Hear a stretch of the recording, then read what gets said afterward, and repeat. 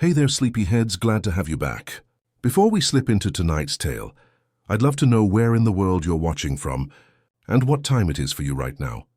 Maya had always known the pharmacy's secret language, the way dust motes danced like tiny prayers in afternoon light, how each bottle hummed its own quiet song when the building settled into evening. She grew up in the back rooms where her grandmother Nora measured remedies with the careful attention of someone tending a garden, where the air carried whispers of lavender and chamomile, and something deeper that felt like comfort made tangible.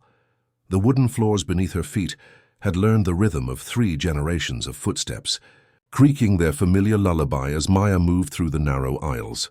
She knew every bottle by heart, the blue ones that helped troubled sleepers find peace, the green tinctures for stomachs that carried too much worry, the clear glass vessels that held remedies for pain that lived in places deeper than bones. This was her world, painted in shades of amber and filled with the gentle sounds of healing. On the morning of her 16th birthday, autumn light streamed through the tall windows, turning the pharmacy into a cathedral of golden warmth. Nora had asked her to organize the highest shelves, a task that usually fell to the quietest afternoons, when the world outside moved slowly and customers spoke in hushed tones. Maya climbed the old wooden ladder, her fingers trailing along familiar labels written in her grandmother's careful script, each one a small poem of care. It was behind a stack of aspirin boxes, tucked away where the light never quite reached, that her fingers found something unexpected. The bottle was small, no larger than her palm, made of amber glass so old it felt almost soft beneath her touch.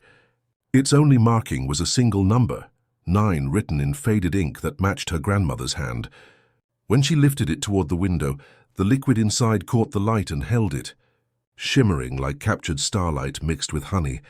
The moment her skin touched the glass, warmth spread through her fingers like a gentle current, traveling up her arms and settling somewhere deep in her chest.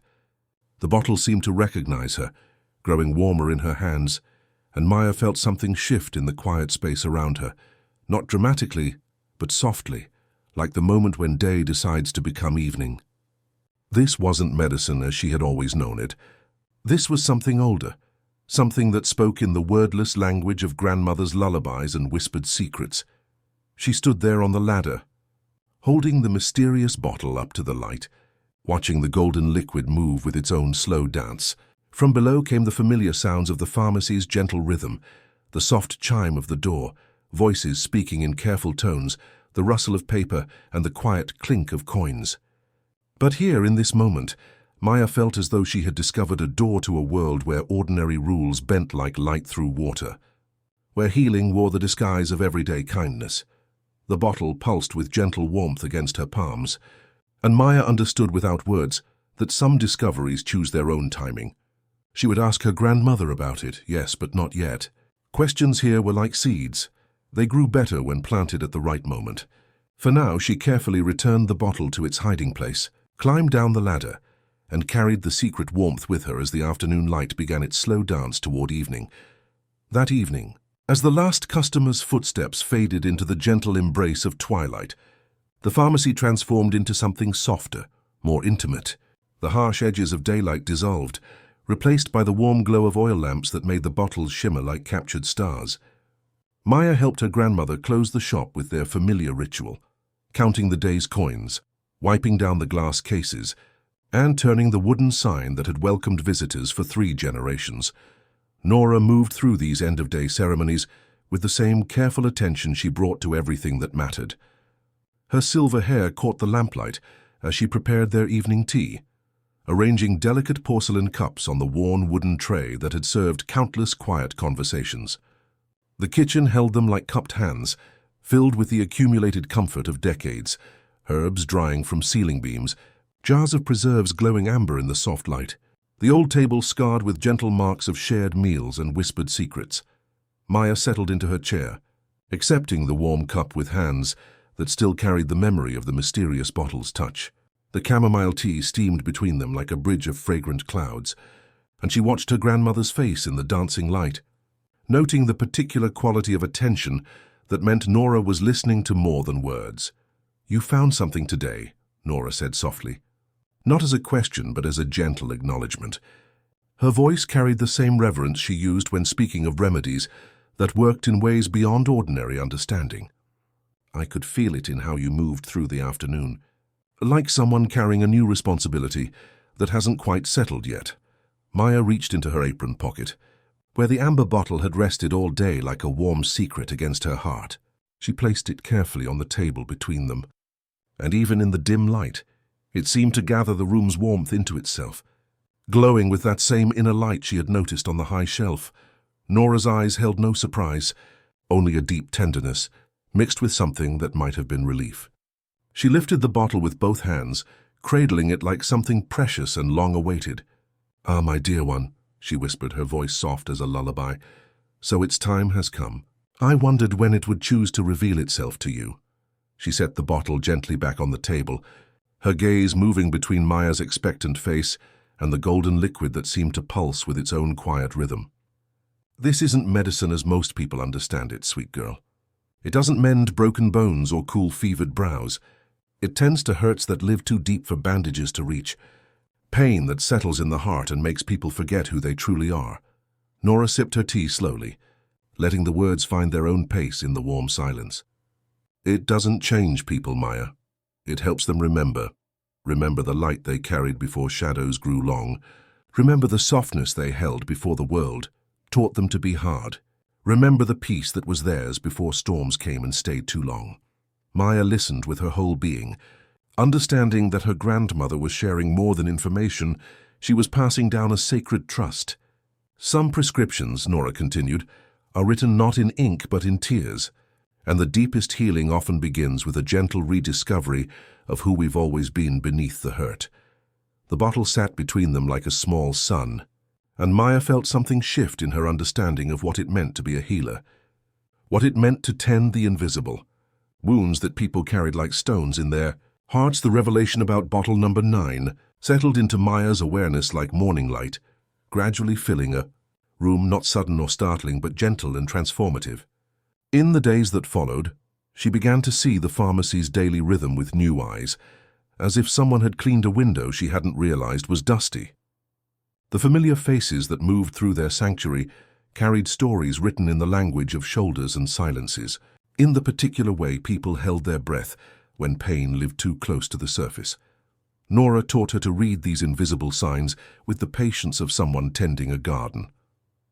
"We cannot hear if we are busy proving," she said one quiet afternoon, tapping a fingertip over Maya's heart. "Listen with this first, then with your ears."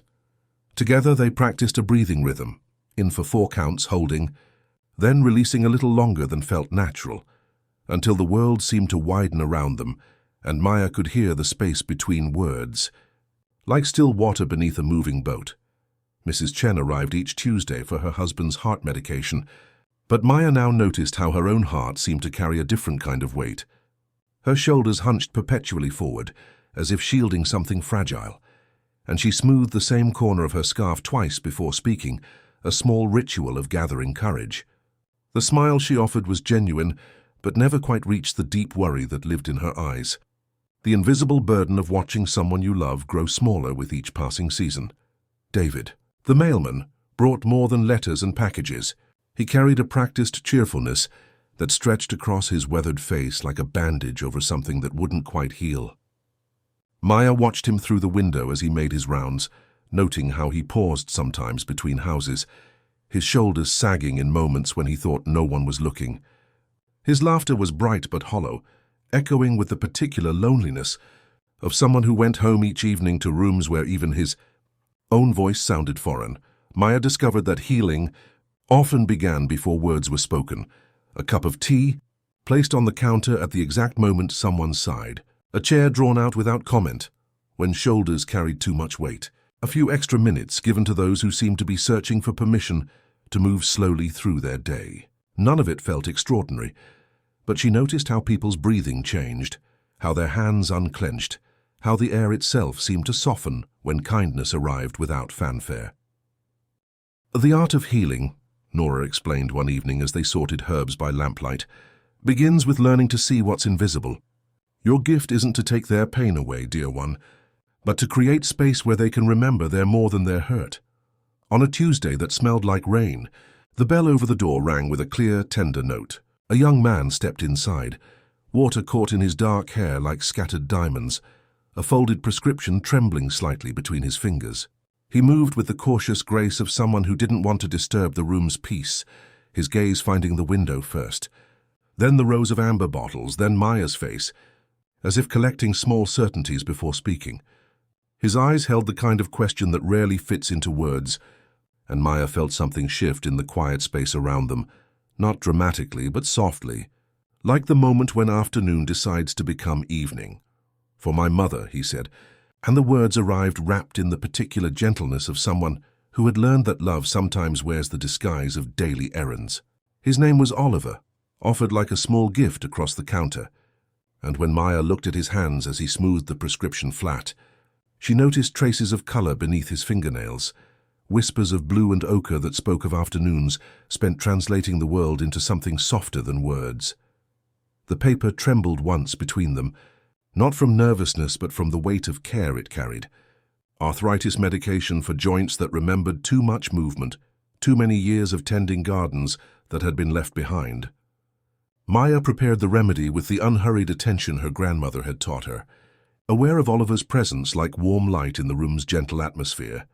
He didn't fill the silence with unnecessary words, instead letting his gaze wander over the amber bottles with the reverence of someone who understood that some places held more than they revealed.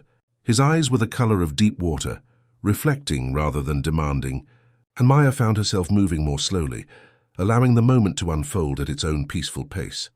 "We moved here last month," Oliver said quietly, watching dust motes dance in the afternoon light that streamed through rain-touched windows. It's been hard leaving her garden behind.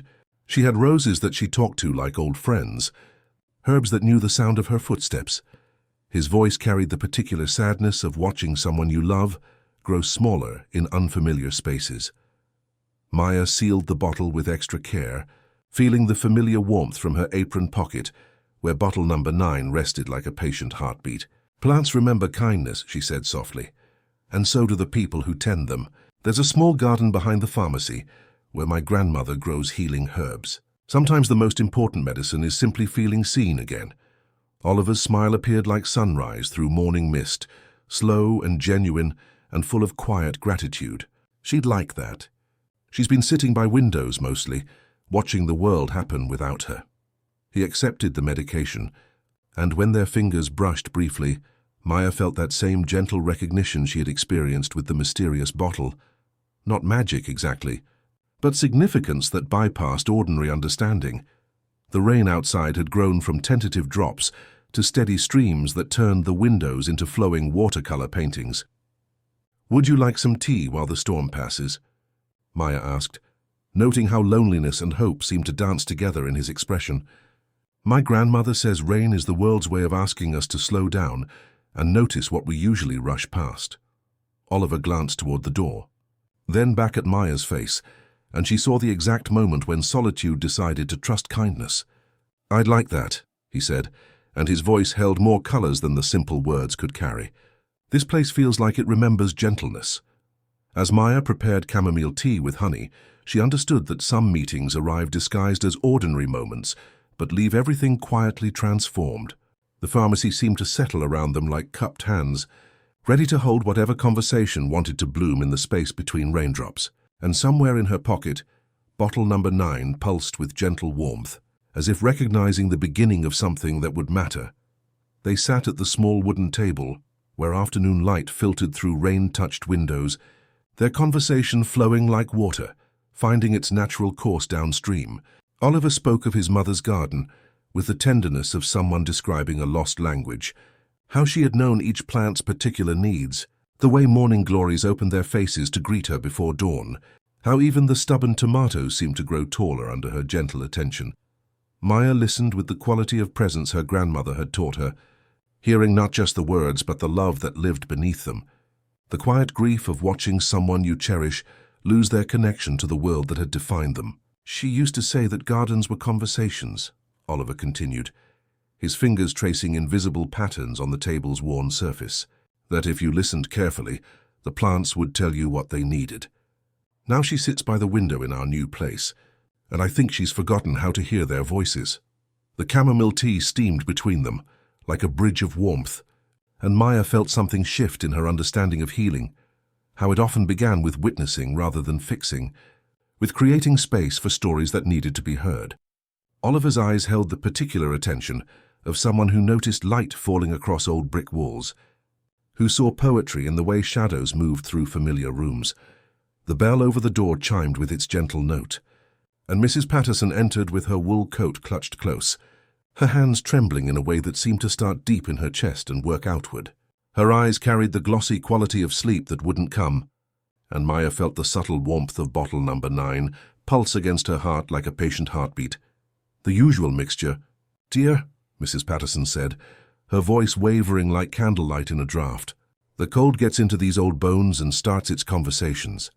She attempted a smile that flickered with brave determination, and Maya noticed how she gripped the counter's edge, as if the world might slip away if she loosened her hold. Maya moved through the familiar ritual of preparation, mortar and pestle finding their gentle rhythm, but something deeper guided her movements now. From the back room came Nora's soft footsteps, and when their eyes met across the counter, Maya felt a question bloom in the space between them, not spoken, but understood.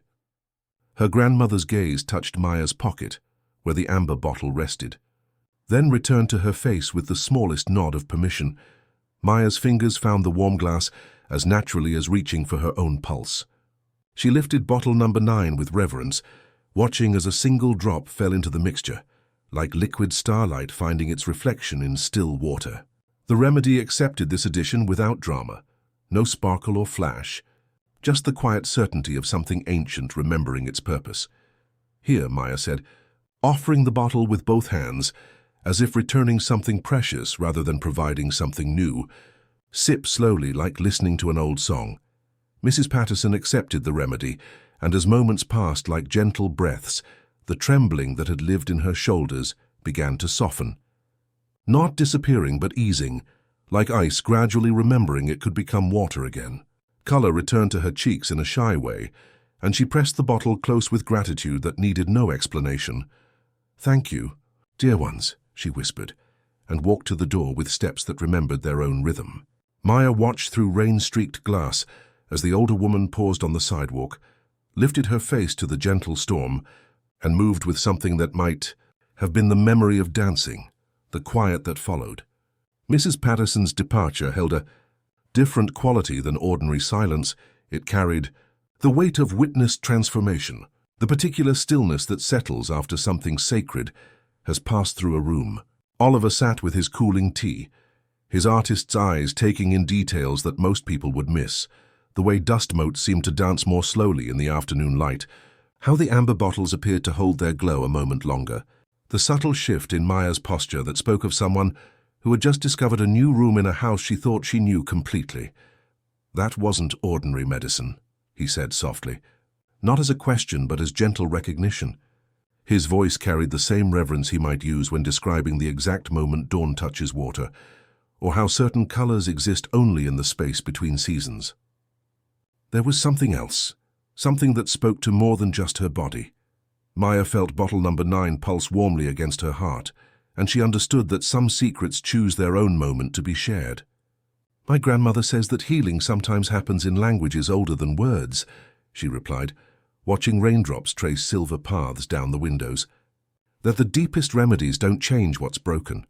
They help people remember what was never truly lost." From the back room came Nora's gentle footsteps, and when she appeared in the doorway, her eyes held the particular tenderness of someone who had been listening, not just to words, but to the spaces between them. "One drop," she said quietly, settling into her chair with the grace of accumulated wisdom, "and only when the heart is ready to hear itself again." Oliver leaned forward slightly, his hands still marked with traces of paint, whispers of blue and ochre that spoke of afternoons spent translating the world into gentler forms. "My mother used to paint," he said, his voice carrying the weight of watching someone you love grow smaller in unfamiliar spaces. Watercolors, mostly. She'd sit in her garden for hours, trying to capture the exact shade of morning light on rose petals. Now she stares at blank paper, like it's written in a language she's forgotten. Maya felt something shift in the warm space between them, a recognition that healing often began with the courage to name what hurt. "What if remembering doesn't have to happen all at once?" she asked gently.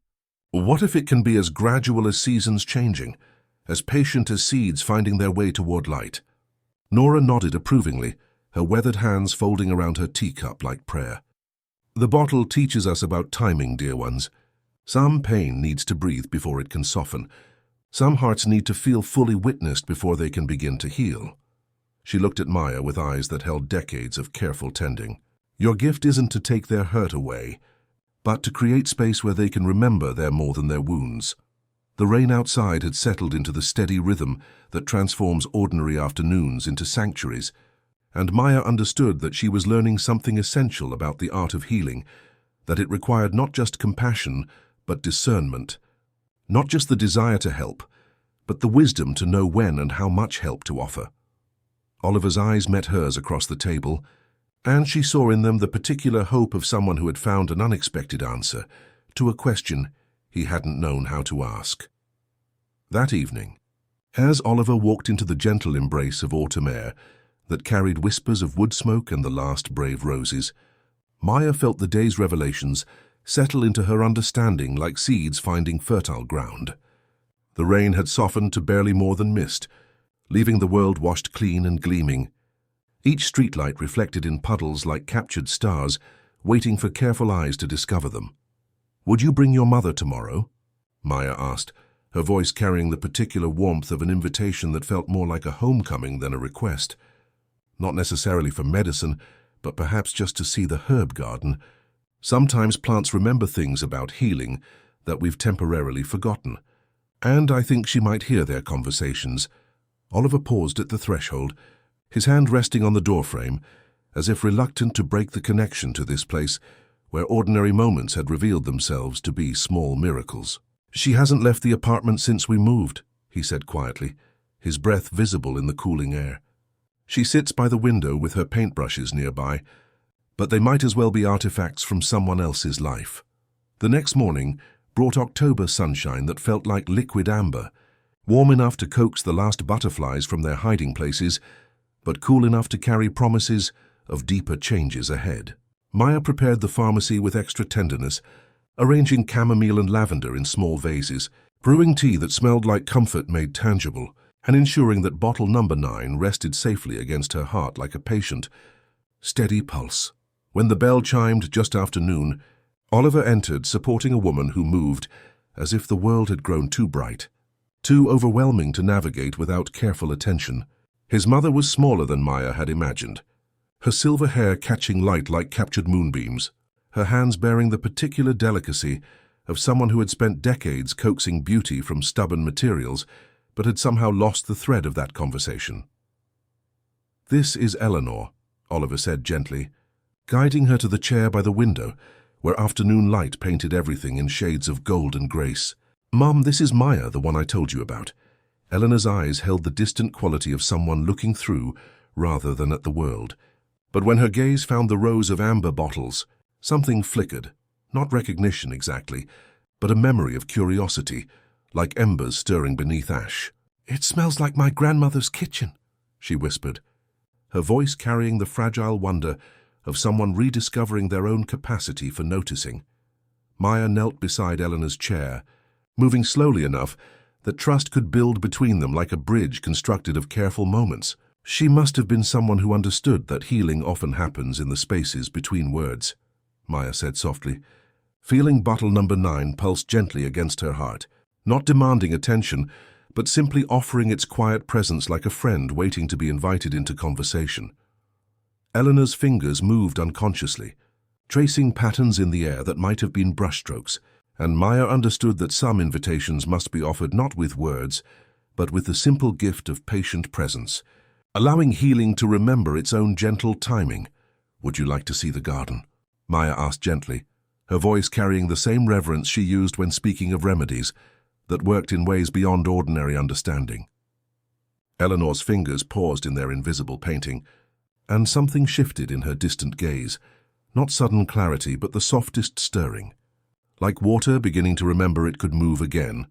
They passed through the pharmacy's back door into the small sanctuary that Nora had tended for decades, where time moved differently, and conversations happened in the language of growing things.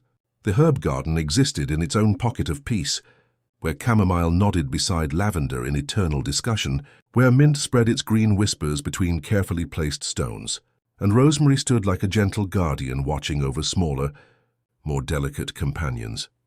Eleanor stopped at the garden's threshold, her breath catching in a way that spoke of recognition deeper than memory. The afternoon light painted everything in shades of gold and grace, and Maya watched as Eleanor's hands, which had been still as sleeping birds, began to lift with their own quiet purpose. "They're talking," Eleanor whispered, her voice holding the wonder of someone rediscovering a language they thought they had lost forever. She moved toward a patch of rosemary, her fingers hovering just above the silvery leaves, as if asking permission before making contact. "Can you hear them? The way the basil hums to the tomatoes, how the sage offers its wisdom to anything brave enough to listen." Maya felt bottle number 9 pulse warmly against her heart, not demanding attention, but offering its quiet presence like a friend waiting to be invited into conversation. She watched as Eleanor finally made contact with the herbs, rubbing the rosemary gently between her fingers before lifting them to breathe in the familiar scent. "Rosemary for remembrance," Eleanor murmured, and the words landed like notes from a half-forgotten song. "My grandmother taught me that. She said plants held memories in their leaves, stories in their stems." Color began to return to her cheeks in the gentle way dawn touches water, and her breathing deepened into the rhythm of someone remembering their own capacity for wonder. Oliver stood quietly beside Maya, his presence like good soil, patient, nourishing, asking nothing but offering everything. She could feel his careful attention, the way he held space for his mother's words without trying to guide them toward any particular destination, and understood that some healings required witnesses more than healers. "I used to paint their portraits," Eleanor continued softly, her words floating on the afternoon air, like seeds carried by gentle wind. Not just their shapes and colors, but their personalities. The way morning glories were eternal optimists, always reaching toward tomorrow's light. How roses carried themselves like queens who remembered being wild things. Her hands found their own gentle rhythm among the herbs, relearning the ancient conversation between human fingers and growing things. "I could try," she said finally, and the words carried more hope than Maya had heard in any medicine bottle. Maybe not painting, not yet, but maybe just sitting here, listening to their conversations again. Maya felt the familiar warmth spread through her chest, understanding that healing often began not with dramatic transformation, but with the simple courage to sit still long enough to hear what had always been there, waiting patiently to be noticed again. As autumn deepened into its most golden hours, Eleanor began visiting the herb garden with the gentle regularity of someone rediscovering their own heartbeat. Each afternoon she would settle onto the weathered wooden bench among the rosemary and sage, her presence creating ripples of peace that seemed to touch everyone who entered the pharmacy's quiet sanctuary.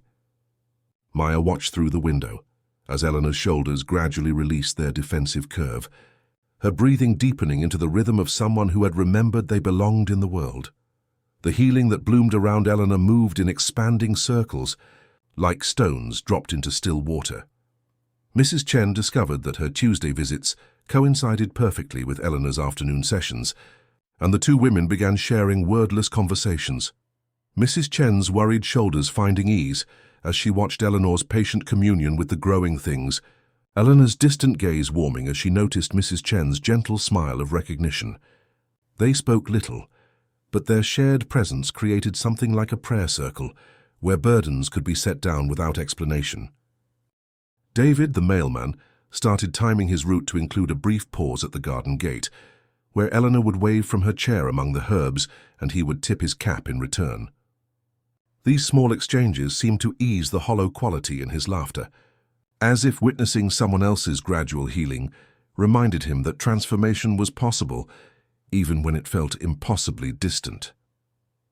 Oliver brought his watercolors on the clearer days, setting up his easel where he could capture both his mother's profile and the herbs that seemed to whisper secrets to her patient attention. His paintings during these sessions held a different quality than his earlier work, softer somehow, filled with the particular light that exists only in moments when healing decides to reveal itself without fanfare. Maya noticed the way his eyes lingered on textures and shadows, seeing the world with an artist's sensitivity that had been sharpened by love and careful attention. As the days shortened and evening arrived earlier each day, the pharmacy shifted into its nighttime voice. Lamps were lit with extra tenderness, counters wiped with the reverence reserved for sacred spaces, and the amber bottles caught the lamplight, returning it as a calm glow that seemed to hold the day's accumulated peace. Maya felt bottle number 9 pulse gently against her heart during these twilight hours, not with urgency, but with the steady warmth of recognition. The bell whispered softly one evening, and Mr. James stepped through the door with the careful attention of someone accustomed to the company of silence.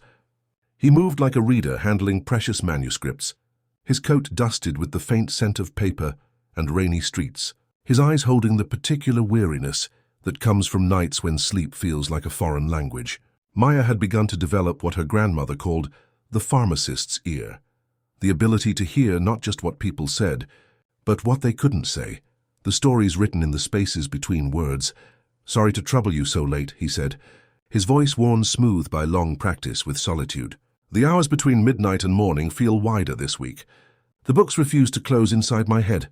He rubbed at his temples the way one might try to erase an unfinished sentence, and Maya understood that some prescriptions were written not in symptoms, but in the quality of exhaustion that lived too deep for ordinary remedies to reach. She gestured to the small table by the window, already set with 2 cups as if the room had known he was coming. "You're never a trouble," she replied, brewing tea that favored calm over sleep. Warm milk and cinnamon coaxed into harmony with lavender. As steam rose between them, Mr. James spoke of stories that hovered like birds that had forgotten the way south, of words that chased themselves through the darkness long after the bookshop had closed. Maya listened with her whole being, feeling bottle number 9 pulse warmly against her heart. When the moment felt right, she opened her palm over his cup and let the tiniest drop fall into the warmth, so small it felt like a promise rather than a cure. They waited together unhurried, and as he sipped, his shoulders eased not with collapse but with yielding, like snow under early sun. The particular quality of his exhaustion began to soften, and Maya understood that healing often began with the simple gift of being witnessed without judgment, of having one's weariness acknowledged as worthy of gentle care. "The stories settle differently now," Mr. James said quietly as he set down his empty cup, his voice carrying the wonder of someone discovering that pain could transform without disappearing entirely. "They still visit during the dark hours, but they sit beside me like old friends rather than demanding my complete attention." The lines around his eyes had softened, not erased but gentled, like words written in sand that had been touched by patient waves. He thanked them with the particular grace of someone who had rediscovered their own capacity for rest, and stepped into the evening with footsteps that remembered their own rhythm. As the pharmacy settled into its nighttime voice, Nora emerged from the back room with 2 blankets folded over her arm, draping one across Maya's shoulders the way one lays comfort across a worry. "Nights like this," she said, settling into the chair by the window, "so when the old stories like to visit." Her eyes found bottle number 9 resting under Maya's palm, glowing softly in the lamplight like a small amber moon. They let the lamps burn low until the bottles caught the light and held it, returning it as gentle warmth. Nora began to speak in the unhurried cadence that made even the sharpest memories feel rounded at the edges. "There was a woman named Alma who came one winter, years before you were born. She'd lost her sister, and she wore her sorrow like a heavy coat she refused to remove. For months she sat where you're sitting now and didn't want tea, didn't want talk. Just wanted not to be alone while she remembered." Maya listened with the quality of attention reserved for sacred stories, feeling bottle number 9 pulse warmly against her heart. "Did you give her a drop?" she asked gently. "Not at first," Nora smiled into the lamplight. "The bottle is a mirror, not a key. It works when a person is ready to see themselves as they were, before the hurt made everything foggy. With Alma, we made sandwiches and ate them slowly, bread still warm, butter and a sprig of thyme. We watched snow stack itself on the windowsill. One evening, she laughed at a story I told about your grandfather getting lost in his own garden. The laugh surprised her. She touched her chest like she'd found a bird there. Only then did we offer 1 drop. It didn't erase grief. It let her remember love's warmth without burning. Nora folded her hands, letting silence do its gentle work. Your great-grandmother discovered it quite by accident during the influenza outbreak of 1918. A single tear fell into her mixture. Not just any tear, but the kind that comes from choosing compassion anyway, from loving without condition, even when love feels impossible. The remedy helped people remember their own strength, their own capacity for healing. Maya felt the words settle through her like slow rain. "So Bottle 9 amplifies what's already there," she murmured, understanding blooming like dawn through morning mist. "It doesn't force healing. It invites people to remember their own wholeness." "One drop," Nora said softly, "only when invited by the heart's timing. Too soon, and it asks the heart to run before it has learned how to stand. Too late, and it forgets it knows how to walk." She reached over and touched Maya's hand. "Tomorrow we'll practice listening to those invitations. The way shoulders settle, the way someone's eyes find the light, the way a sigh changes shape." They blew out the lamps one by one until only the gentlest glow remained, and Maya breathed in the lingering traces of cinnamon and comfort, feeling the town's quiet rhythms gathering around them like a quilt. The following morning arrived wrapped in the kind of October light that makes ordinary moments feel touched by grace, and Maya discovered that her grandmother's lessons had planted themselves in her awareness like seeds that bloom overnight. She moved through the pharmacy's opening rituals with the heightened attention Nora had taught her, noticing how each person's presence carried its own particular signature, the way shoulders held stories, how breathing revealed hidden weights, the subtle language written in the spaces between words. When the bell chimed softly and a young man in a navy hoodie approached with an awkward intensity, Maya felt the room's atmosphere shift. He asked for bandages and antiseptic, words tumbling out as if speed might outrun embarrassment, his thumb bearing a constellation of half-healed bites that spoke of nervous habits grown too persistent. Maya slid the supplies across the counter and added a packet of soothing salve without comment. "On the house," she said gently, watching as his jaw unclenched by degrees. His shoulders dropped the width of a fingertip. There was the sign Nora had described. But this wasn't an invitation for Bottle 9, Maya understood with growing clarity. This was simply a request to be treated with kindness, without questions that might deepen shame. Mrs. Rodriguez arrived near midday, with her granddaughter's prescription clutched in trembling fingers, and Maya immediately recognized the particular quality of grief so fresh it hadn't yet learned its own shape. The older woman's eyes held the hollow brightness of someone who had recently discovered that the world could continue spinning even when their own universe had stopped, and her movements carried the careful fragility of someone afraid that any sudden gesture might shatter what little composure remained. As Maya prepared the child's fever medicine, she felt Bottle number 9 pulse warmly against her heart, but something deeper guided her restraint. This was pain that needed to breathe before it could soften, hurt that required witnessing more than healing. "Grief has its own timing," Maya said softly, offering a chair by the window and tea that tasted like comfort. "Sometimes the kindest thing we can do is let it move through us at its own pace." They sat together in silence that held rather than excluded, and Maya learned that wisdom often meant knowing when not to offer what you carried. Oliver arrived during this quiet communion, settling at the small table with watercolors and beginning to paint the way afternoon light moved through the pharmacy's windows. His presence had become part of their sanctuary's rhythm, and Maya noticed how his brushstrokes captured not just colors and shapes, but the particular quality of attention that made ordinary moments feel sacred. Late in the afternoon, a mechanic named Theo entered with hands that carried the oil-dark map of earned skills and a weariness that lived behind his ribs. "Sleep's turned slippery," he said with a tired smile, his gaze finding the child's drawing of a bluebird pinned to the corkboard. His breath caught, then loosened. There it was, the shoulder drop that spoke of readiness. Maya felt Bottle 9 warm like a listening friend. She prepared warm milk with cinnamon and honey, letting a single drop fall without fanfare. He drank slowly, pressing his thumb to the drawing's edge as if anchoring himself to a sky he could enter.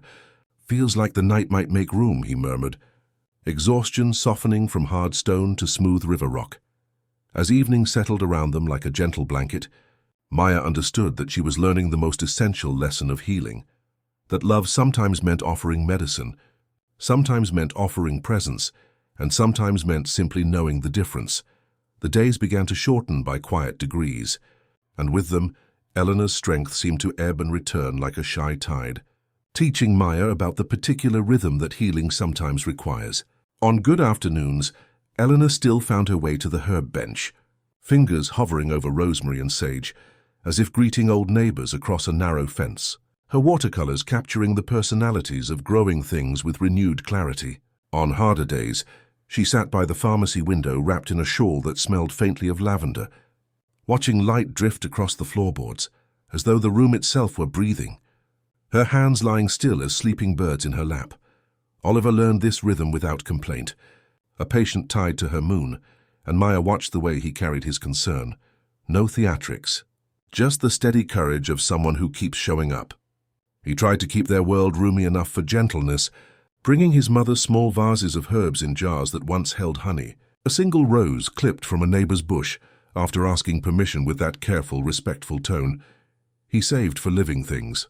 Eleanor would lean in, eyes half closed, and whisper the plant's name like a blessing, as if speaking it aloud, return some fragment of herself to her keeping.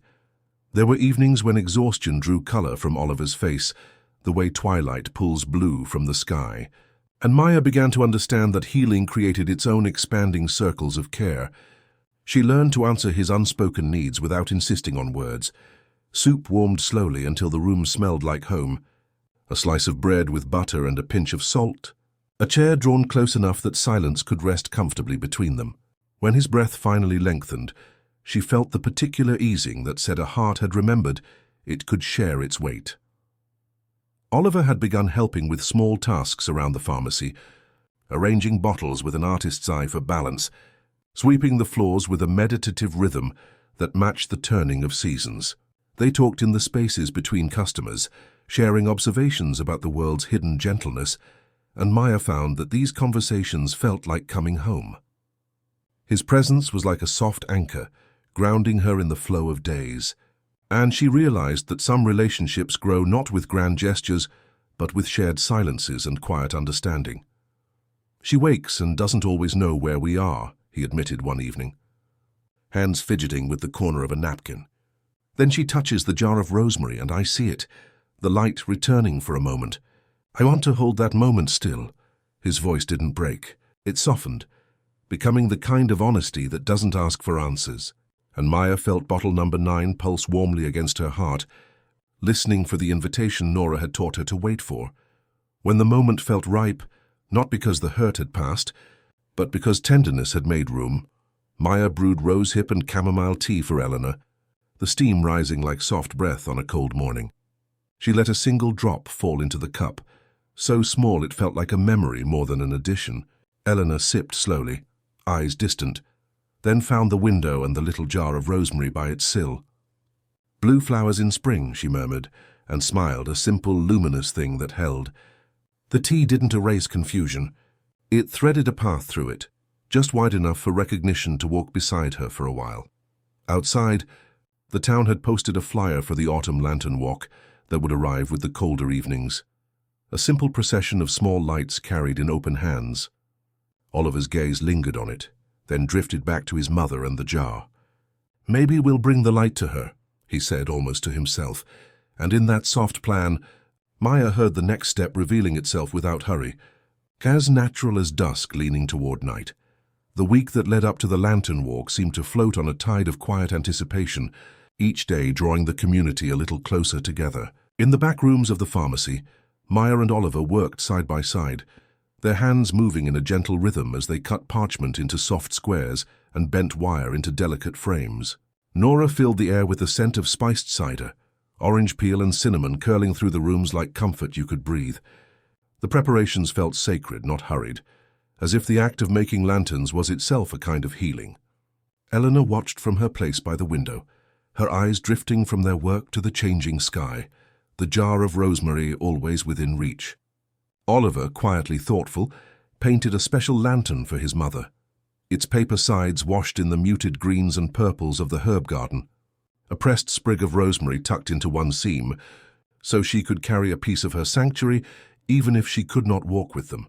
The evening of the lantern walk arrived wrapped in October's brisk embrace, the sky deepening to indigo as the town gathered with quiet reverence instead of celebration. One by one, Maya lit the lanterns, watching how the soft glow changed each face. Lines softened, eyes brightened, and even the most familiar gestures seemed touched by gentle wonder. The warm cider was offered in small cups, and as Maya poured, she let a single drop from bottle number 9 fall into the pot. A secret blessing, not to change but to remind, to soften the places where sorrow and hope met at the edges of the heart. People moved together, the procession flowing through the winding streets, lanterns bobbing like a river of gentle stars.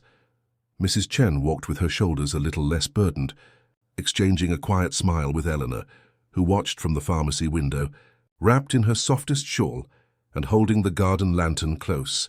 The soft light played across Eleanor's face, and Maya saw something settle there, a peace that shimmered just beneath the surface, as if the lantern's glow and the night's hush were slowly restoring some lost piece of her. Oliver lingered by his mother's side, his hand steady on hers, and in the flickering light, Maya caught the quiet gratitude in his glance, a wordless thank you carried on the space between their lanterns. David, the mailman, passed with a lantern painted with a tiny, bright bird. His usual cheer softened into something more real, a kind of awe at the gentle company around him. Mr. James, the bookshop keeper, walked with a lantern casting shadows of open books, his weariness eased by the warmth of voices and the shared silence that followed in their wake. Even Theo, the young mechanic, stood at the margin of the procession, cider in both hands, letting the light find him as he lifted his face to the glow. As the lanterns curved back toward the square, someone began a low humming.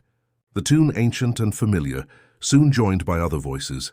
The melody wound through the procession, weaving hearts together, softening even the quietest sorrow. Nora moved through the crowd like a gentle star, offering blankets, pressing sandwiches into waiting hands, her presence reminding everyone that healing could be as simple as a shared cup or a steady touch on the shoulder. Oliver's sketchbook fluttered on the table near the door, pages filled with watercolors not of flames, but of the reflections in people's eyes, the gold of hope, the pale blush of grief held kindly, the steady blue of courage.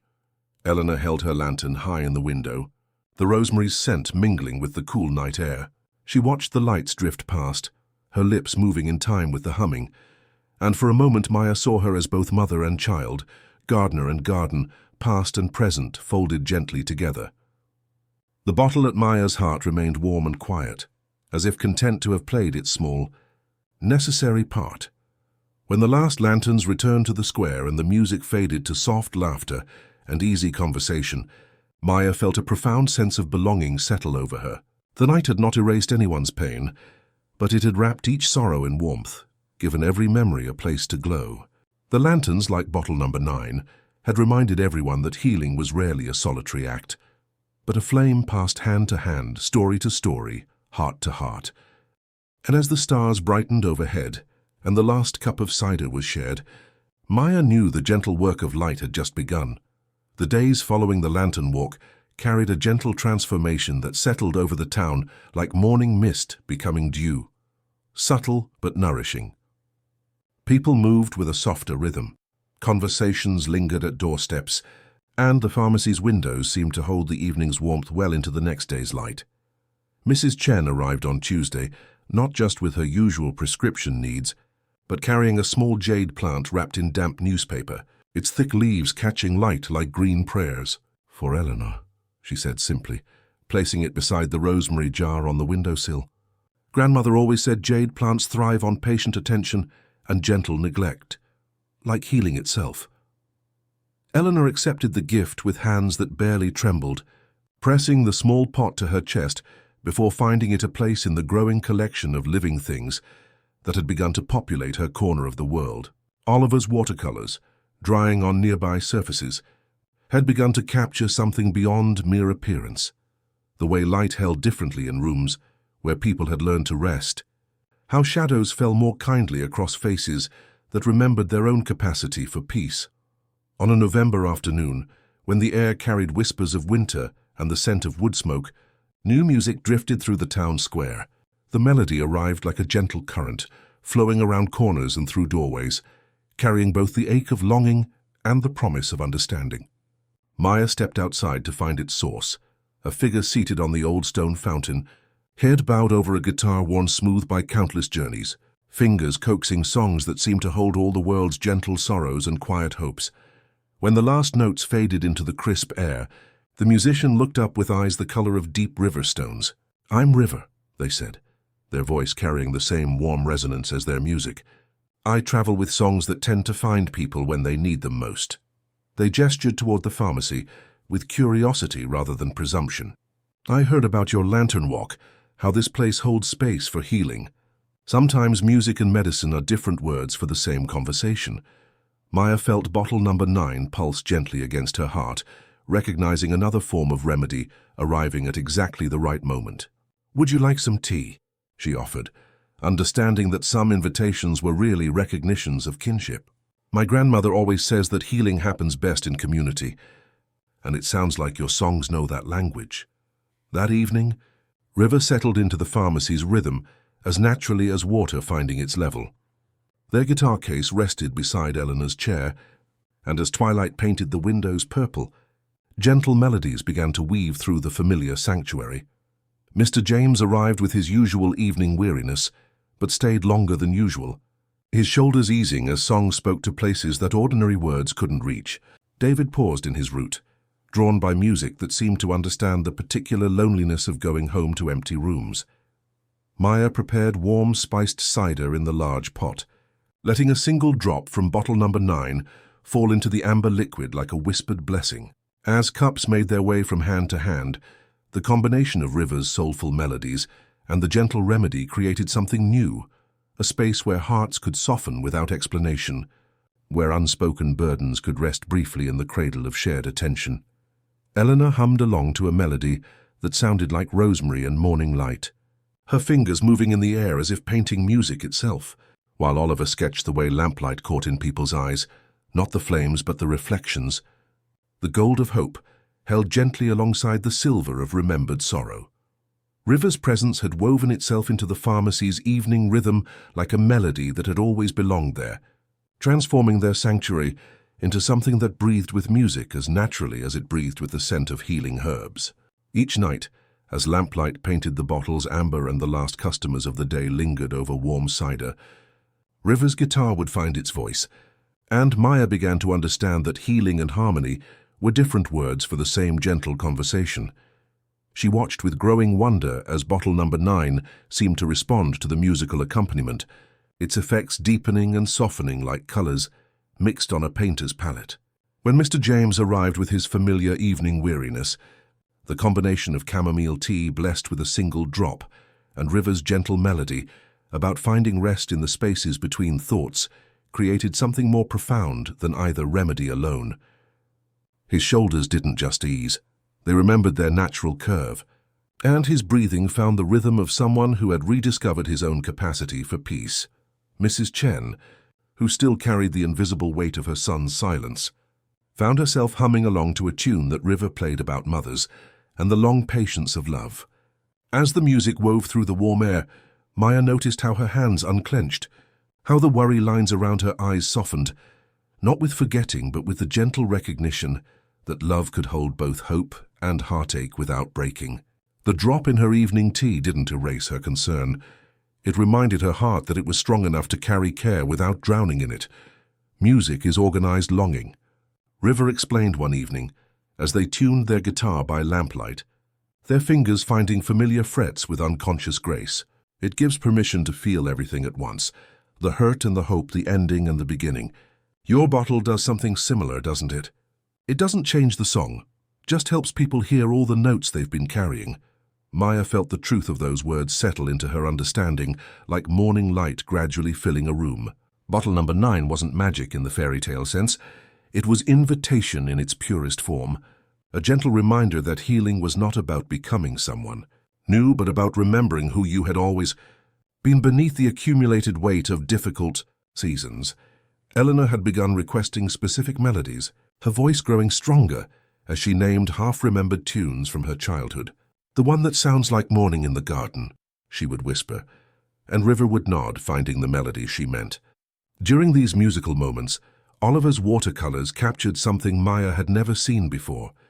Not just the visible world, but the shimmer of transformation itself.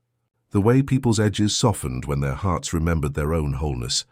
David arrived one evening after his route, his usual bright cheer notably absent. "I'm tired of pretending everything's fine," he said quietly, accepting the cup Maya offered with hands that trembled slightly. River slid into a melody that felt like walking home on familiar streets. And as David sipped his tea, blessed with the gentlest drop, his real laugh finally found its way back, smaller than his practiced version, but infinitely truer. Maya understood now that her role was not to cure, but to create conditions where healing could remember its own natural rhythm. Like River's music, Bottle Number 9 worked by invitation rather than force, by harmony rather than dominance, helping people tune back into the song of themselves that had never really stopped playing, just sometimes grew too quiet to hear above the noise of ordinary days. Winter arrived like a gentle exhale, the first snow settling on rooftops and windowsills with the soft certainty of something long awaited, finally finding its place.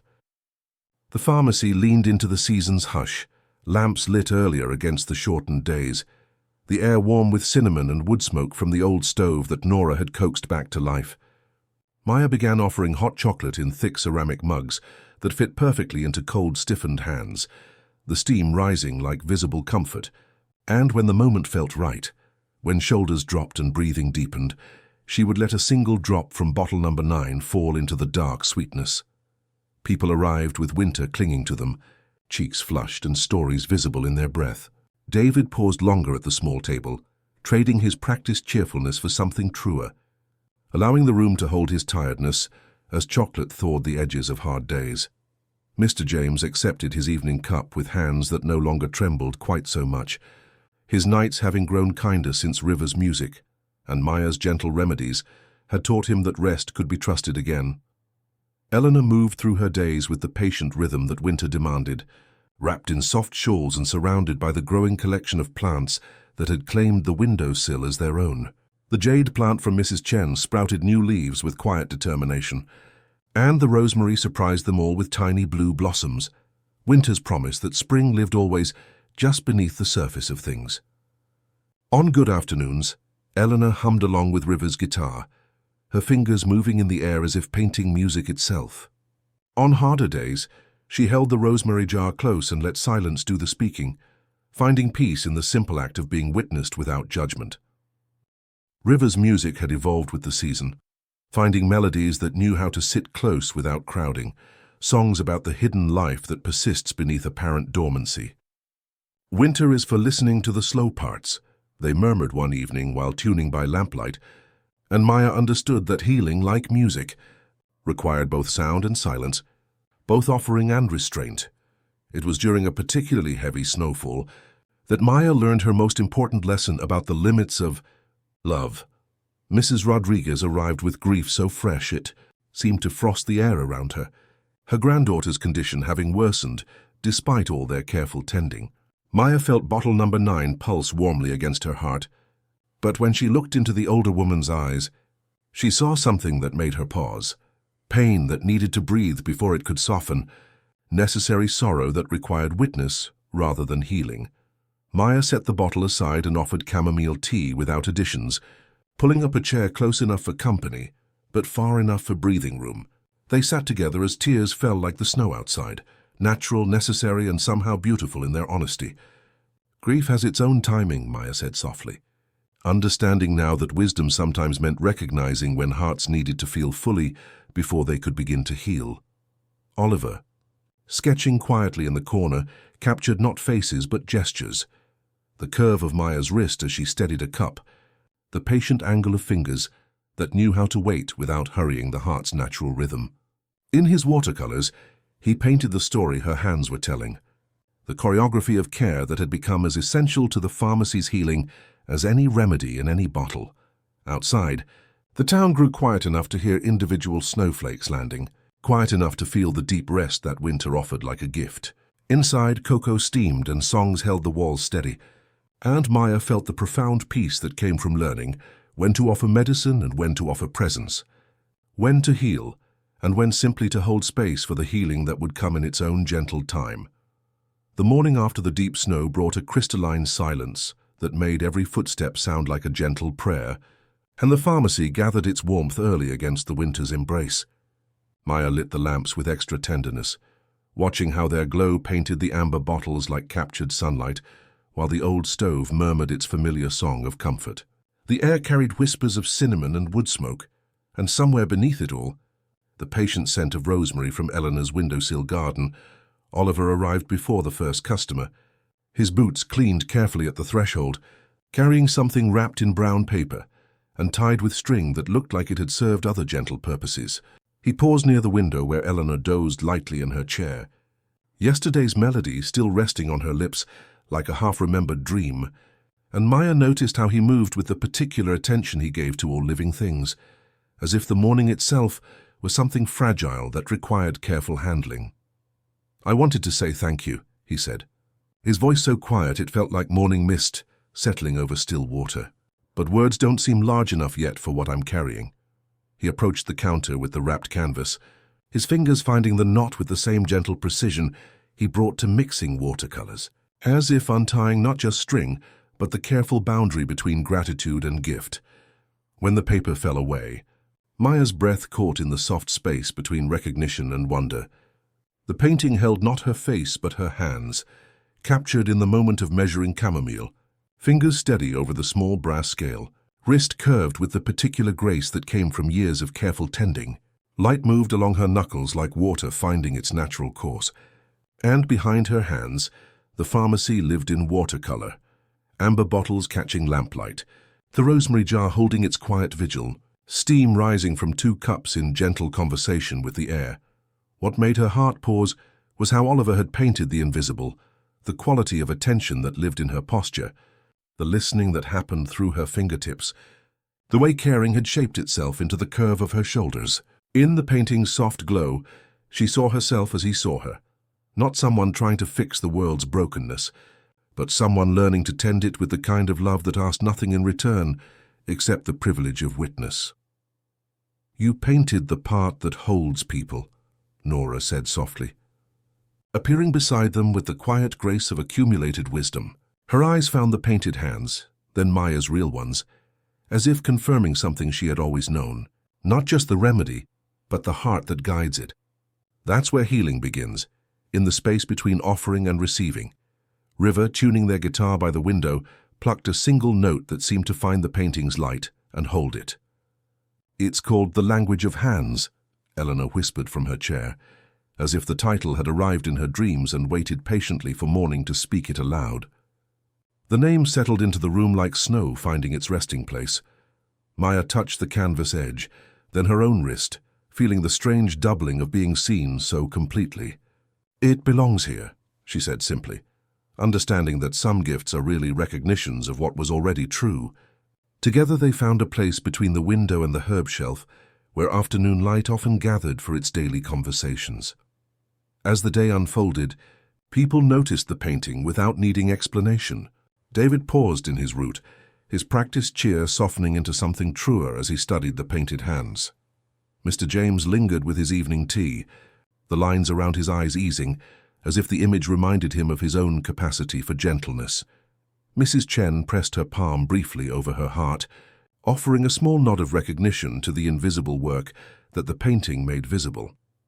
Oliver helped with the day's small tasks, arranging bottles with an artist's eye for harmony, sweeping floors with meditative rhythm, and Maya began to understand that healing created its own expanding circles, from person to person, from moment to moment, from the visible work of hands to the invisible work of hearts learning to trust love's patient timing. As evening painted the windows purple and River's music wove through the lamplit air, Maya felt bottle number 9 pulse warmly against her heart, no longer a secret, but a shared understanding of how the smallest gestures could hold the largest grace. The weeks that followed moved with winter's particular wisdom, each day teaching Maya something new about the delicate art of knowing when to offer healing and when to simply hold space for the natural rhythm of recovery. The painting had become a silent teacher, its captured hands reminding everyone who paused before it that care lived not just in remedies, but in the quality of attention brought to each moment of connection. Mrs. Rodriguez returned on a morning when frost painted the windows like delicate lace, her granddaughter's fever finally broken after weeks of patient tending. But instead of the relief Maya expected to see, the older woman carried a different weight, the particular exhaustion that comes not from fighting illness, but from learning to live with the knowledge that some battles have endings we cannot choose. She settled into the chair by the window with movements that spoke of someone who had walked through fire and emerged changed. "The doctors say she's stable now," Mrs. Rodriguez whispered, her hands folded carefully in her lap, as if holding something fragile. "But stable isn't the same as safe, is it? And I find myself afraid of hope, afraid that if I feel too much relief, I might jinx what little peace we've found." Her eyes found the painting, studying the captured hands with the intensity of someone seeking answers in familiar gestures. Maya felt bottle number 9 pulse warmly against her heart, offering its gentle invitation, but something deeper held her still. She moved to prepare chamomile tea, her hands finding their familiar rhythm. But when the moment came to add the single drop that might ease Mrs. Rodriguez's burden, she paused. The older woman's grief wasn't asking to be softened. It was asking to be witnessed, to be honored in its full complexity. "Sometimes," Maya said quietly, setting the plain tea before her, "the kindest medicine is simply being seen." She pulled up a chair, close enough for company, but far enough to allow breathing room, and they sat together in the winter light that painted everything silver and gentle. Oliver, sketching by the window, captured not their faces, but the quality of their shared silence, the way two people could sit with difficult truths and create something that felt like sanctuary. His charcoal moved across paper with the same reverence Maya brought to measuring remedies, understanding that some moments required witnessing more than intervention. Eleanor hummed softly from her place among the herbs, her voice weaving through the quiet like a lullaby that knew all the verses of human experience. River's guitar remained silent in its case, as if recognizing that this afternoon called for the music of presence rather than melody. "Thank you," Mrs. Rodriguez said finally, "for not trying to fix what can't be fixed, for not asking me to feel better before I'm ready." She touched the rim of her cup, then looked again at the painting. "Those hands know about holding without grasping, don't they?" As evening settled around them like a gentle blanket, Maya felt a profound shift in her understanding. Bottle number 9 wasn't diminished by restraint, it was completed by it. The true art of healing lay not in the remedy itself, but in the wisdom to know when love meant offering medicine, and when it meant offering presence, when healing required intervention, and when it required the sacred act of witness. Outside, snow began to fall in the patient way that promised to continue through the night. And inside the pharmacy, lamps burned steady as heartbeats, holding space for all the ways that caring could manifest, when guided by wisdom rather than urgency.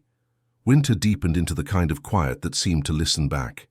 And in that hush, Maya began to notice the gentlest shifts in her grandmother, the way Nora paused a breath longer at the stairs, how her hands sought the back of a chair before crossing a room, the new softness that entered her voice when evening arrived.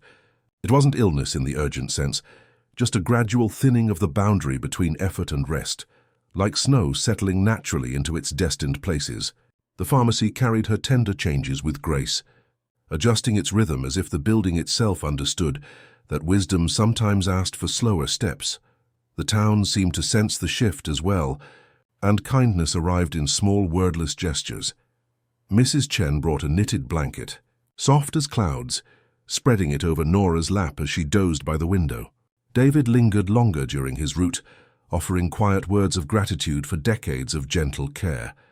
Mr. James arrived with a worn book of poetry, suggesting that evening readings might bring comfort to the lamplit hours.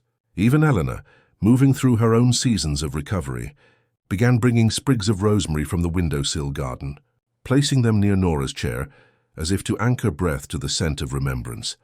"Time is becoming transparent," Nora said one evening as they sat together after closing, her voice carrying the particular clarity that sometimes arrives when the body begins its gentle preparation for larger transitions. "I can see through it now, see how all the moments we've shared are still here, still happening, like light that continues traveling long after its star has moved on. Maya felt bottle number 9 pulse warmly against her heart. But she understood now that some journeys required witness more than intervention. She began teaching Oliver the subtle art of reading the bottle's invitations, watching how he held the amber glass with the same reverence he brought to mixing watercolors. "It's not about the remedy itself," she explained quietly. "It's about recognizing when a heart is ready to remember its own wholeness, when healing wants to happen and just needs the gentlest invitation." Oliver nodded, understanding flowing between them like warm light. "Like knowing when a painting is finished," he said softly. "Not because you've added everything possible, but because you've added exactly what was needed." His presence had become essential to the pharmacy's rhythm, arriving early to light lamps, staying late to ensure everything was prepared for the next day's gentle work. River's music had evolved with the season's depth, finding melodies that knew how to sit with difficult truths without trying to transform them. Their songs created space for all the feelings that winter brought to the surface, the sadness of endings, woven together with gratitude for what had been shared, the quiet hope that lived alongside acceptance. On evenings when Nora's breathing grew shallow, or her hands trembled more than usual, Maya would let the smallest drop from bottle number 9 fall into chamomile tea sweetened with honey. It wasn't a cure, she knew, but a gentle comfort that helped Nora walk briefly through remembered gardens, laughing at imperfections that tasted like joy. "He planted time crooked on purpose," Nora murmured after one such evening sip, her eyes bright with the memory of her long-gone grandfather. One night, while the windows wore frost like delicate lace, Nora reached into her sweater pocket and withdrew a small copper key, worn to velvet by years of patient use. "The back cabinet," she said, placing it in Maya's palm with the weight of accumulated trust. "The ledger behind the ledgers. Recipes the world forgot, and some the world isn't ready for. Promise me you'll use only what listens back. Promise you'll let an ending be an ending when it asks to rest." Maya closed her fingers around the key, feeling its warmth and the profound responsibility it carried. "I promise," she whispered, and felt the vow settle into her like a new room opening in an old house. Outside, snow continued its patient fall, and inside the pharmacy, lamps burned steady as heartbeats, holding space for all the ways that love could manifest when guided by wisdom rather than urgency. The copper key rested in Maya's apron pocket through the quiet hours that followed, its weight carrying more than metal. It held generations of whispered wisdom and the profound trust Nora had placed in her trembling hands. Maya found herself touching it during the gentle routines of closing, feeling its warmth pulse against her palm like a small, patient heartbeat waiting for the right moment to reveal its secrets. Oliver had begun staying later each evening, his presence settling into the pharmacy's rhythm like morning light, gradually filling familiar rooms. Together they moved through the tasks that prepared sanctuary for the next day's needs, brewing teas that would comfort winter-weary hearts, arranging bottles with reverence usually reserved for prayer, ensuring that bottle number 9 rested safely in its amber nest. His watercolors during these twilight hours captured something Maya had never seen before. Not just the visible work of healing, but the shimmer of transformation itself, the way people's edges softened when their hearts remembered their own wholeness. "She's teaching you to let go by degrees," Oliver observed one evening as they watched Nora doze peacefully by the window, her breathing soft as settling snow, like how autumn doesn't shock the trees into bareness, but invites them to release one leaf at a time. His words carried the artist's understanding of transitions, how the most profound changes happened not with drama but with the patient accumulation of small surrenders. The evening came when curiosity finally overcame hesitation, when the copper key seemed to warm of its own accord in Maya's palm. She nodded to Oliver, and together they approached the back cabinet, moving with the careful attention reserved for sacred thresholds. The lock turned with a sound like an old promise kept, and inside they found shelves lined with notebooks bound in soft leather, their pages filled with decades of gentle wisdom. But behind these familiar ledgers, wrapped in silk the color of twilight, lay journals unlike the others.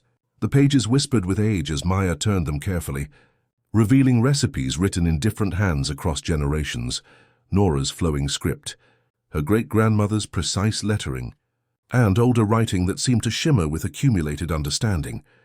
Here were remedies for griefs that had no names, tinctures for hearts that had forgotten how to hope, preparations for the particular exhaustion that came from loving too much in a world that sometimes felt too sharp for tender souls. "Look at this one," Oliver murmured, his finger tracing a recipe that felt like it had been waiting for them. The formula was called window light, a cordial meant for the hours when day leans gently toward night. Lemon peel dried in afternoon sun, a pinched leaf of thyme, honey the color of captured starlight, a grain of salt for the body's memory of oceans, and water warmed to the temperature of a held hand.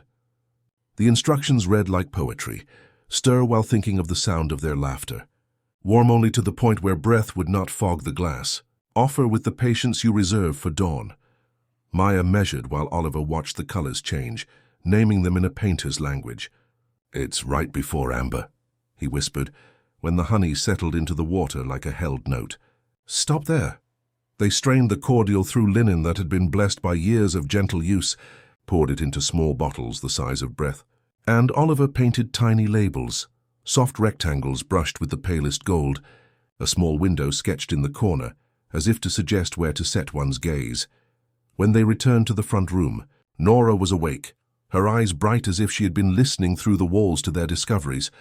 She touched the bottle with the back of her fingers, an old test for warmth and intention, and smiled in that way of hers that said yes, without taking energy from the room. "Let evening teach it," she whispered, and closed her eyes again, trusting them to understand the timing that healing required. The first person to meet the window light cordial was Theo, the mechanic, who arrived with shoulders bracketed by weariness that had become habit. He stood near Oliver's painting, as if letting the pictured hands steady his own, and Maya felt the familiar recognition of someone whose heart was asking for invitation rather than intervention. "We're trying something for the hour between work and rest," she said gently, placing the warm cup in his hands. "No remedy, just a window." Theo drank slowly, and Maya watched his jaw loosen, not in surrender but in softening, like ice remembering it could become water again. Oliver stood beside her with bottle number 9 cupped in his palm, like a bird he was learning to hold, waiting for the sign they had been taught to recognize. When Theo's sigh changed shape, becoming something that released rather than held, Maya nodded and Oliver let one drop slip into the last swallow. The room seemed to exhale with him, and he set the cup down as if laying a small burden to sleep. "Feels like something remembered me," he said, half smiling, and walked to the window without needing to explain why. As the winter night deepened around them, Maya felt the profound weight and promise of what they had discovered. The ledgers held not just recipes, but a map of all the different paths healing could take, each remedy accompanied by careful notes about timing, about reading the invitations that hearts offered when they were ready to transform. She understood now that bottle number 9 had been just the beginning, a gentle introduction to the vast library of love that generations of healers had compiled in service of human tenderness.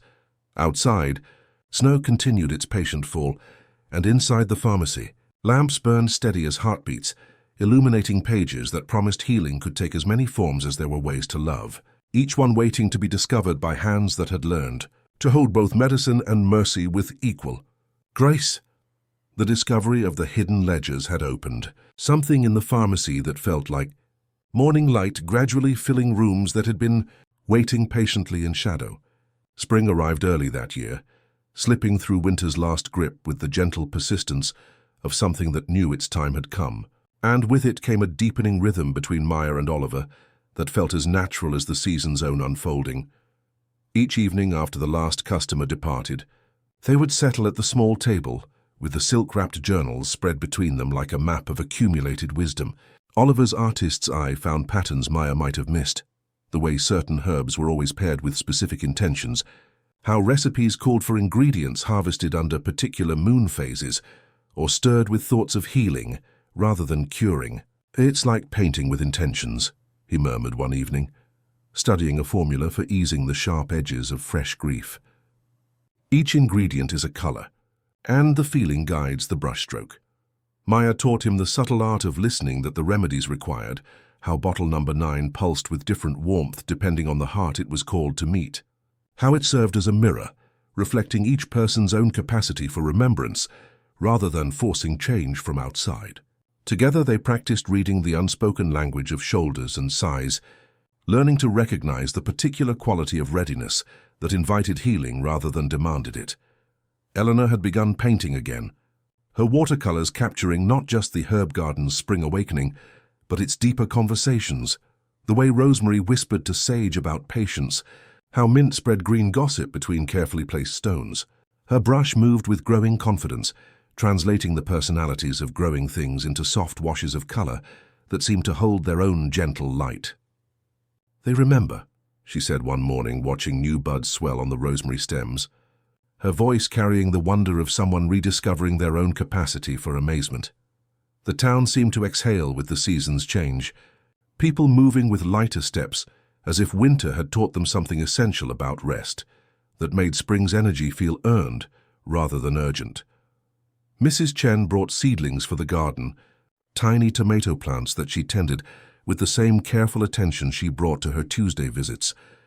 David's route included longer pauses at the pharmacy door, where he would share observations about the changing light or the way certain streets seemed to hold spring's promise more readily than others. River's music had evolved with the warming air, finding melodies that spoke of transformation as gradual awakening rather than dramatic change, seeds becoming shoots, winter becoming spring, hearts becoming brave enough to hope again. Their songs wove through the pharmacy's evening hours like a blessing, creating space for all the quiet miracles that happened when people felt safe enough to let their guard down. One evening, as twilight painted the windows purple and the last remedy had been carefully prepared, Nora asked Maya to wheel her chair to the back door. They sat together in the threshold between the warm pharmacy and the garden where new life was stirring, breathing air that carried whispers of jasmine and the promise of roses yet to bloom. "The ledgers hold more than recipes," Nora said, her voice carrying the particular clarity that sometimes arrives when wisdom prepares to pass from one generation to the next. They hold the story of how healing moves from heart to heart, how each generation adds their own understanding to what came before. Her eyes found Maya's hands, then Oliver's where they rested beside hers on the table. "You're not just learning to use these remedies. You're becoming part of the chain that carries them forward, together." Maya felt the weight and wonder of this understanding settle into her bones, while beside her, Oliver's presence anchored the moment with the steady warmth of someone who had chosen to share not just the work, but the responsibility of tending what mattered most. The spring days flowed into early summer with gentle persistence, and Maya began to notice how naturally she and Oliver moved through their shared work, hands reaching for the same herb without consultation, glances holding meanings that needed no words, their breathing finding the same rhythm as they prepared remedies in the lamplit evenings. Their love had grown not with dramatic declarations, but through the quiet accumulation of shared purpose, each day adding another layer to the understanding that they were meant to tend this healing work together. One afternoon, as they prepared window light cordial for Mr. James, Oliver paused in his stirring and looked at Maya with eyes that held the particular clarity of someone who had found their answer to an unasked question. "I want to promise you something," he said quietly, his voice carrying the same reverence he used when naming the exact shade of light falling through amber bottles. "Not just to love you, but to tend this work alongside you, to learn the language of healing that your hands already know so well." The words landed between them like seeds finding fertile ground, and Maya felt something shift in her understanding of what partnership could mean when it grew from shared purpose rather than mere affection. Outside, the herb garden breathed with new life, and she understood that some promises were made not just between two people, but between hearts that had recognized their calling. Their wedding arrived with the same gentle inevitability as the seasons turning, held in the herb garden on a June evening when the air carried whispers of jasmine and honeysuckle. The ceremony was small and quiet, witnessed by the people who had become their chosen family through the gentle alchemy of shared healing. Eleanor painted their portrait, not as formal figures, but as hands intertwined over a mortar and pestle, surrounded by the soft glow of amber bottles and the green whispers of growing things. Mrs. Chen brought rice blessed by 3 generations of her family, David offered flowers gathered from his route through the town's hidden gardens, and Mr. James read poetry about two souls learning to breathe in harmony. River played melodies that felt like blessings woven from sound, while Nora spoke words about love as a practice rather than a feeling, about choosing tenderness as a daily act of courage. During the gentle celebration that followed, a young girl with hair that caught light like crow's wings approached the rosemary bush with the careful attention of someone greeting an old friend.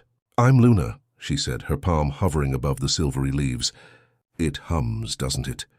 Like my grandma's lullaby when she forgot some words and sang the spaces instead." Eleanor looked up from her paints with surprise and recognition blooming together, understanding that the garden's conversations were finding new listeners. Their first real test as partners came days later, when a young mother arrived with her infant daughter, both carrying the particular exhaustion that comes from sleepless nights and overwhelming new responsibility. Maya prepared chamomile tea, while Oliver warmed a bottle for the baby, but when Maya reached for bottle number 9, something made her pause. The mother's exhaustion wasn't asking for transformation, it was asking for recognition, for someone to witness the heroic ordinariness of caring for a tiny life. Instead, Maya offered plain tea and a comfortable chair, while Oliver sang a lullaby in the soft voice he usually reserved for coaxing colors onto canvas.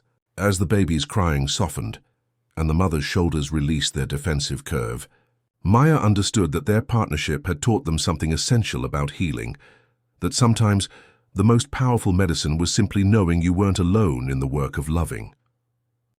Outside, summer light painted the windows gold, and inside the pharmacy, bottle number 9 rested warm against Maya's heart, patient as always, ready for the next invitation to help someone remember their own wholeness.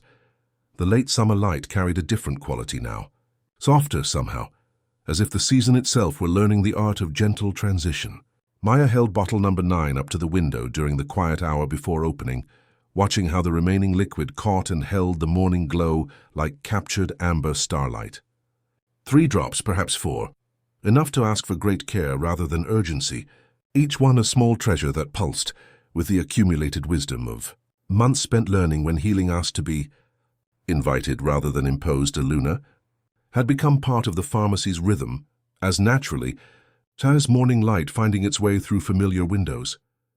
The child moved among the herb garden with an intuitive grace that made Eleanor pause in her painting to watch, recognizing something familiar in the way Luna's small hands hovered over rosemary leaves before making contact, as if greeting old friends in a language older than words. "She has the listening," Nora observed one afternoon, her voice carrying the particular satisfaction of someone who had lived long enough to see beautiful patterns repeat themselves across generations. Oliver had begun teaching Luna to mix watercolors, showing her how to find the exact shade of sage silver or the particular green that lived only in new mint leaves after rain. His patience with her endless questions reminded Maya of how Nora had guided her own learning, not with overwhelming instruction, but with the gentle offering of one small truth at a time, allowing curiosity to lead the way forward, like a path appearing beneath careful footsteps. As September painted the mornings with cooler breath and the herb garden prepared for its own seasonal transitions, Mrs. Patterson returned with shoulders that carried a weight Maya hadn't seen before. The older woman moved carefully, as if the world had grown more fragile during the weeks since her last visit. And her hands trembled not with cold, but with the particular exhaustion that comes from watching someone you love prepare for their own gentle leaving. Maya prepared chamomile tea with the unhurried attention that difficult moments required, feeling bottle number 9 pulse warmly against her heart. When Mrs. Patterson's sigh changed shape, becoming something that released rather than held, Maya understood the invitation. She let a single precious drop fall into the warm cup, watching as it disappeared into the golden liquid like a whispered blessing finding its home. Mrs. Patterson drank slowly, and Maya watched as something shifted in her posture, not the erasure of grief, but the gentle reminder that her heart was strong enough to hold both sorrow and love without breaking. "He's ready," she whispered, touching her chest as if feeling her own pulse for the first time in weeks. "And maybe I'm learning to be ready too." The words carried the particular peace that comes from accepting what cannot be changed while still choosing tenderness as a daily act of courage. That evening, as lamplight painted the bottles, Amber and the last customers of the day lingered over warm cider. Maya shared her concern about the dwindling remedy with Nora and Oliver. The nearly empty bottle sat between them on the small table, like a question waiting for its answer, still catching light but growing lighter in her hands with each passing day. "Every ending carries its own beginning," Nora said softly, her eyes finding the silk-wrapped journals that held generations of accumulated wisdom. "Your great-grandmother faced this same moment, as did I, as will Luna someday when her time comes to tend what matters most." She gestured toward the oldest pages, where faded script held secrets that had waited patiently for this moment of need. Maya opened the journal with hands that trembled only slightly, finding the page that seemed to have been waiting for this exact evening. The renewal recipe was simpler than she had expected. Spring water collected during the first rain after snow, a single tear shed in compassion rather than sorrow, the breath of someone who had learned to love without condition, and 3 drops of the original bottle 9, offered with gratitude for what it had taught, rather than desperation to preserve what was passing. "The tear must be freely given," Nora explained, her voice carrying the weight of accumulated understanding, not forced by grief or fear, but offered as a gift to the continuing conversation between healer and healing. "It recognizes that what we tend is larger than ourselves, that we are links in a chain stretching both backward and forward through time."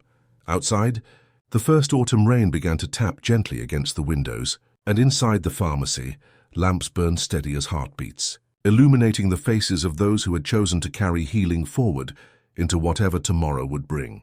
Maya felt bottle number 9 pulse one more time against her heart, not with urgency, but with the patient warmth of something preparing to transform rather than end, ready to teach its final lesson about how love multiplies when it's shared rather than hoarded.